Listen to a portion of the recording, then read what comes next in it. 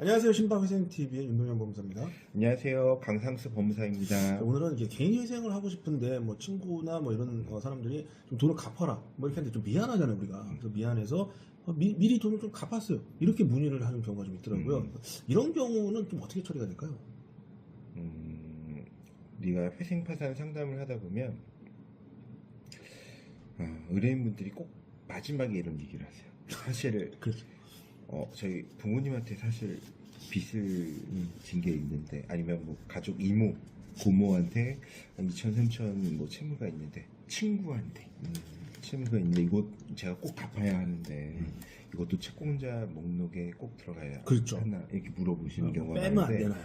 네, 실제로는 저는 그렇게 이게 무슨 마음인지는 이해가 되는데, 뭐 의리라든지 뭐 도의상 뭐 이렇게 하는 건 이해가 되는데, 법원에서 개인 회생이나 파산은 채무자의 이익도 가지만 채권자의 이익도 같이 그렇죠. 가는 제도인 건데, 또 다른 채권자들 입장에서는 약간 반칙일 수도 있거든요.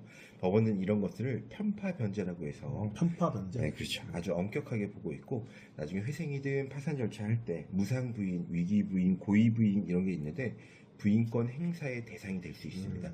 근데 무슨 마음은 알겠는데, 그래도 채권자 누락은 철저하게 보호받지 못하기 때문에 웬만하면 정확하게 이제 기재하시는 걸 추천드리죠. 보통 이제 한 재산이 한 500만 원 정도 있는 분이 있는데 월급은 한 220 정도. 예, 그 상태에서 이제 뭐 신청하기 한 몇 개월 전에 한 2천만 원 정도를 뭐 친구한테 이제 갚았다. 뭐 이렇게 얘기를 하시더라고요. 근데 그 중요한 게 2천만 원 있는 돈을 갚는 거랑 네. 다른 데에서 다른 채권자 은행이라든지 뭐 이런 데 대출 받아서 갚는 거라면 좀 내용이 또 달라질 수 예, 있는데, 빚을 내서 만약에 갚았다 이러면 어떻게 그러면 될까요? 우리 돈이 없으니까. 그렇죠. 그럼 원래 기본적으로 이 사례에 나오신 분이 1인 가구라면 뭐 생계비 떼고 매달 월 66만 원, 이제 220만 원에서 220 버니까. 네, 154만 원 제하면 66만 원 나오잖아요. 네. 36개월. 총 한 2,370, 80만 원 돈만 갚으면 됩니다. 네. 근데 재산은 500만 원밖에 안 되니까 청산가치 보장의 원칙도 지켜주고요. 청산가치 보장 원칙이 뭔가? 최소한 내가 갖고 있는 재산보다는 더 많이 갚아야 된다는 원칙이, 쉽게 말하면 빚이 더 많아야 된다. 그렇죠. 빚이 더 많고 지금 내가 가지고 있는 재산보다는 조금이라도 더 갚아야 변제하라, 된다. 이렇게 취지로 이해하시는 게 그래, 이해하기 쉬울 거예요. 당연하겠죠. 네네. 예, 그런데. 근데 만약에 이분이 500인데 자기 소득에서 쪼개서 이제 회생연수로 갔는데, 근데 그 직전에 대출을 받아서 그거를 내가 아는 지인, 가족한테 먼저 준다? 그럼 법원은 일단 뭐 실무상 이거를 기각시킨다 이런 것보다는 친구한테 준 그 2천만 원 아직 네 재산으로 내가 볼게, 간주할게, 청산가치 반영이라고 하는데, 그러면 우리 지금 사례에 나오신 의뢰인분은 원래 재산이 500만 원인데 친구한테 준 2천만 원을 더해 2,500만 원 이상을 갚아야 될 수도 있습니다. 여기 극단적으로 얘기를 들은 건데, 뭐 같이 반영을 하긴 하는데, 그러면 변제금이 확 뛰잖아요. 아까 전에 2,300 2,500을 갖고 있다라고 보고 그 이상을 갚아야 되죠. 그러니까 그 청산가치라는 게 재산보다 그렇죠. 더 갚아야 된다는 갚아야 되는 의미가 그거란 소리죠. 네네네. 예. 그래서 그러면 아까 얘기한 2,500 정도가 만약에 재산이라고 보는데 36개월 변제하는데 2,300 얼마잖아요. 그렇죠. 그럼 변제금이 낮기 때문에 개인회생 요건 자체가 안 돼요.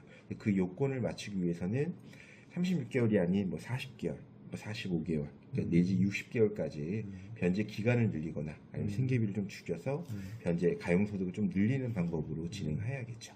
근데 이게 이렇게 무조건 뭐 안 돼, 뭐 이게 아니라 이행기에 도래한 채권을 변제하는 거면 뭐 문제는 없는데, 이제 그런 과정에서 최근에 채무를 받아서 내가 뭐 어떤 특수한 사정이 아니라 다른 채무를 변제해 주는 데 썼다, 편파 변제의 확률이 높고 이게 자신의 회생이나 파산 절차를 좀 힘들게 만드는 요인이 될 수도 있다.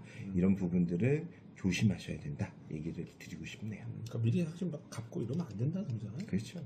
몰래라도 막. 이런 걸 잘못, 그 회생 직전에 내가 급하다 보니까 또 아니면 그걸 받아서 갚으면 잘 헤쳐나갈 수 있을 거라고 했는데 상황이 좀 더 나빠지고 더 안 좋아질 수도 있는데, 그런 작은 행동, 뭐 생각 없이 했을 수도 있는데, 그런 행동들로 인해서 회생 파산의 길이 조금 가시밭길이 될 수도 있는 거죠. 돈 갚는 것도 뭐 좋은 일이라고 생각할 수 있지만 그것도 좀 조심해야 됩니다. 조심해야 돼요. 그래서 이 영상을 보는 시청자 여러분들께서는 좀 조심해서 빚 갚는 것도 우리가 좀 신경을 써야 돼서 소명을 해야죠. 최근에 뭐 이거 받아서 어떻게 썼는지, 이런 것들에 대한 것도 사실대로 얘기해 주시고, 그걸 통해서 전문가 상담을 받고 회생 요건을 맞춰서 그리고 또 그런 것들에 대해서 법적으로 다른 불이익이 없도록 이런 것들 확인받고 진행하시는 게 큰 도움이 될 것 네, 같습니다. 그래서 오늘 들으신 내용 좀 주의해서 이제 회생, 파산 진행하시면 좋을 것 같습니다. 네, 지금까지 윤동현 법무사 강상수 법무사였습니다. 감사합니다.